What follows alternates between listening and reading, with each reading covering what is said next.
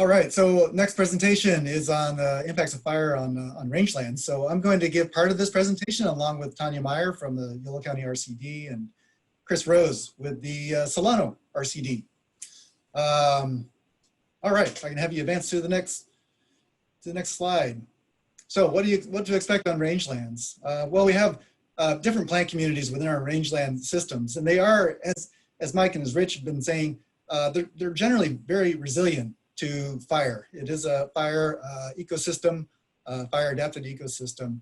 And we'll probably see some short-term, medium-term, and long-term changes in the plant community.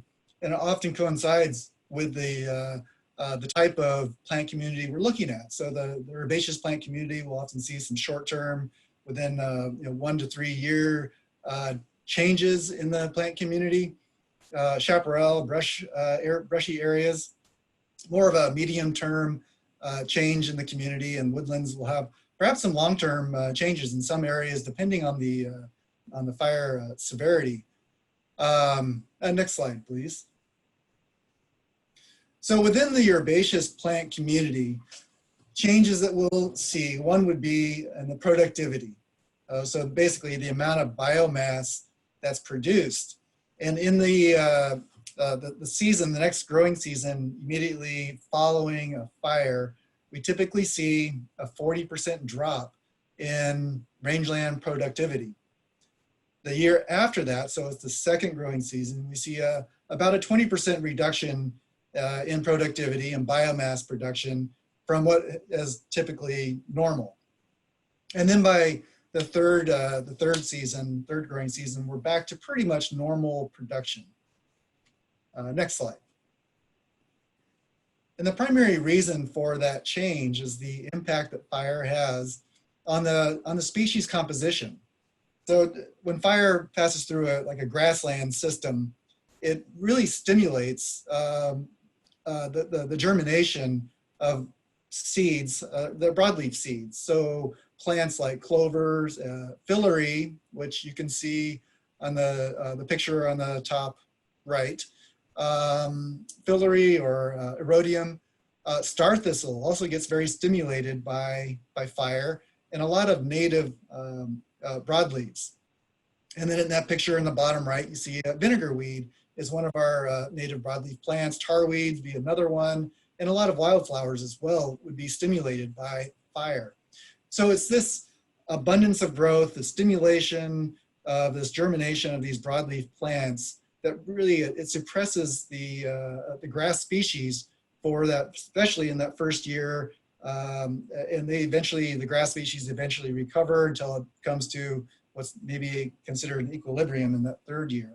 Next slide. So it's awesome questions coming in the question and answer about impact of fire on weeds. And star thistle, medusa head, goat grass, those are the real common weeds that we have in our rangeland systems, at least in this part of the Northern California area. And really the fire, the LNU fire, many of these other fires is really the wrong time for obtaining weed control. The seeds have already fallen from the seed heads. They're on the ground surface. They're part of the seed bank. And when fire moves over through a rangeland system, the temperatures at the ground level really are not high enough to impact seeds in the seed bank, unless the fire intensity is really high and temperatures are high enough to affect those seeds in the seed bank. So yeah, fire will stimulate some weeds, especially plants like star thistle and other broadleaf plants. It also removes a lot of thatch that we see accumulate from some of these weedy plants. This does present a couple of opportunities. It is an opportunity to have more weeds because of this stimulation effect on broadleaf plants. So that could be one effect. It's also an opportunity to implement some weed control strategies, because if we have the stimulation of weed seeds, it's going to germinate a lot of seeds in the seed bank, And if a weed control strategy can be implemented the following spring, we can get pretty good control of the weeds. We extinguish a large part of the seed bank. So it does present an opportunity in that respect. Next slide, please. So what to expect in chaparral communities? Well, we see a lot of sprouting, resprouting from the base, just as Michael is showing from the oak trees. The same is true for a lot of these chaparral species. And in this picture, the foreground is this is in Yolo County. The county fire in 2018 occurred, and the foreground was area that was, well, everything was burned in the county fire. The foreground didn't burn in the LNU fire. The background did burn in the LNU fire. You can see a lot of the shrubs are resprouting in that foreground area. So these shoots, they're often very highly palatable. They make good feed for wildlife, deer, livestock. They're highly palatable leaves. Often, many of them are. And this community does rebound pretty well. Control of the brush can be achieved with repeated burns or some other types of brush control if you want to try to convert that brushland into, say, grassland or another direction.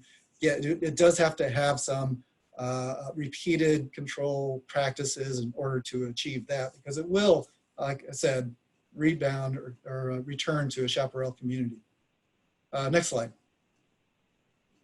And Mike already said a lot about the oak woodlands. I don't need to say more, but just a lot really depends on the fire intensity. And you can see this is a area close to Pleasance Valley, where you see this really intense intense fire. This area was just completely vegetated before the fire. You couldn't even see through the canopy. And you see just a lot of white ash. It burned very hot in there. So there's probably going to be some tree mortality, but it looks like a very different landscape. Next slide, please. So other factors on rangelands, just infrastructure losses, pretty significant. In the foreground, you maybe can't see it, but close to the bottom of the picture, there's some field fencing that's on the ground. All the fence posts are gone. Corrals get burned. Watering systems often get burned. Plastic storage tanks, plastic piping, sometimes is lost in the fire. And also barns and other structures that are meant for either housing livestock or storing equipment and feed. So another big major impact on rangeland systems or graze systems. Next slide, please. So what to do? There's often a strong emotional desire to do something and something big because there's so much damage, and certainly understandable. But just my recommendation, I think that is in sync with that of others, is to temper that with just the financial feasibility and the goals that you have for the landscape that you manage. And as people have been saying, seeding is often not necessary. If you are going to seed, do it for a good reason. Be sure that it's financially feasible and it meets your goals.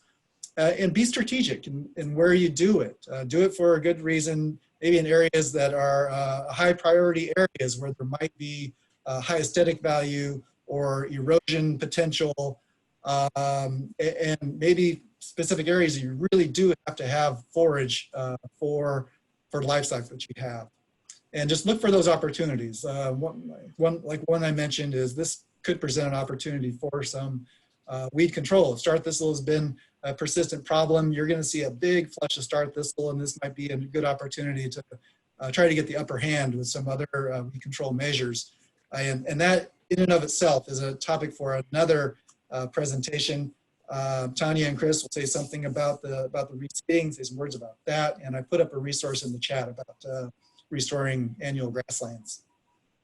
So next slide, I think, is for Tanya and Chris to take over. Awesome. Well, thank you, Morgan. First of all, I want to say I'm sorry to everyone who lost property, especially your home. That actually happened to my family 5 years ago today. So I understand how you're feeling right now. So as other people have talked about, seeding is an option. You don't have to do it. I'm just going to quickly go through some slides in the event that you do want to seed. So next slide, please. So we kind of already talked about your management goals, reason to seed. Erosion control is a big topic, which will be covered later. You can improve forage and compete with some weeds with annual grass seed or native grass seed. Restoring the habitat for beauty and pollinator insects is great. Reasons not to seed, as has been mentioned before, the seed bank, which is seeds that are currently in the soil, are usually not affected by the fire. Even a high severity fire, you will often have seeds come up the next spring. Non-native seeds, which are less expensive, do outcompete beneficial native plants, so you don't want to seed for that reason. And seeding just changes the native plant community that's on your property. Next slide. If you do want to improve your forage and do a little bit of competing with the weeds in your rangeland, again, remember, burns don't significantly reduce the seed bank, especially in rangelands where they move through a lot quicker. They do remove thatch, which is, as Morgan said, a great opportunity. You could seed a non-native annual grass like annual ryegrass or soft chest or a forage mix to compete with your Medusa head and yellow star thistle. They're fast growing, but of course they won't outcompete the weeds that are there. They will outcompete the native plants, the native grasses that grow much slower. So again, avoid seeding those in native areas. And of course, the success of all this depends on your soil quality and the rainfall that happens this fall. Next slide. The fun part, at least for me, is wildlife habitat and ecosystem restoration.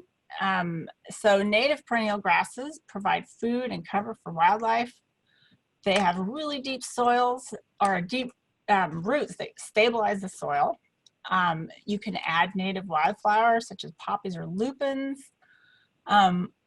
The native perennial grass seed is very slow to establish and the seed is expensive, so keep that in mind. And again, the success will depend on your soil quality and rainfall. Next slide. So as we talked about, don't overdo it. We want to do small areas. What we did on our property was really successful. So we got some rice straw, which, as Rich mentioned, it's mostly free of weed seed. Wheat straw is more expensive and can be more weedy, so you don't want to be introducing weeds onto your property. And our RCDs are looking at making some rice straw available for landowners. Next. So you can seed by hand, just sprinkle the seed out. You want about 40 to 60 seeds per square foot. If you have little tiny seeds, they're a little bit harder to see as you spread them out. You can spread them by hand, or on the right you see a belly grinder, which is you can get at any hardware store. The seed is in and you just grind it and it spreads it out. Next slide. On a hillside especially, you can put some rice straw, a couple inches of rice straw over the top of the soil, just a couple inches. And if you can have a work party, it's a great way to feel better about what is going on your property. Next slide. So here's a before. You can see this was a really it was a very hot fire on a brushy hillside. Next slide. And then in the spring, we were really lucky. We got some good gentle rains. There was some erosion, but not too much, but we have a great stand of native plants. Next slide. And now I'm going to turn it over to Chris. Thank you, Tanya. I think a lot of the things have actually been covered and then more will be talked about, so I don't want to be too redundant. So I'd just like to say a few things. That one of the reasons rice straw is a good choice for upland seeding is that the weeds, if there are any weeds in the rice straw, they're going to be water-loving weeds because it's grown in an aquaculture type scenario. So if you're using a dry land straw such as oats or wheat, the chance of having upland or dry land weeds in them is a lot higher. So basically, so what I'm kind of taking from this is that the idea of doing something versus doing nothing, and it's going to depend on each site. And Morgan talked about, what are your goals at the site, and essentially doing an evaluation of your spot as far as slope, looking for white ash spots that where there's an incredibly hot burn and maybe something wouldn't grow there. But so another idea is to combine some of these different ideas and just pick a few spots. I often have an all or nothing attitude when it comes to these sorts of things, but it doesn't necessarily need to be. You could take some endemic wildflower seeds or a mix, let's say lupins, a couple species of lupins and poppies, and a few others, maybe yarrow, some annual and some perennial wildflower seed, and you can do a 500 square foot area around your place for aesthetic purposes and also for emotional reasons, as far as just being able to have something that's beautiful and being able to act. And I often think we forget, what would I do in this situation? And I guess it's hard to sit and watch and wait. So it would be assessing what areas I could basically spread rice straw on, but also do very minimal groundwork and ground prep to certain areas and spread seed, and then actually straw mulch those and watch what happens. It could be relatively inexpensive to do small areas around your place, and that would actually give you a test plot and would be informative for you into the future on your property as far as whether those species will persist.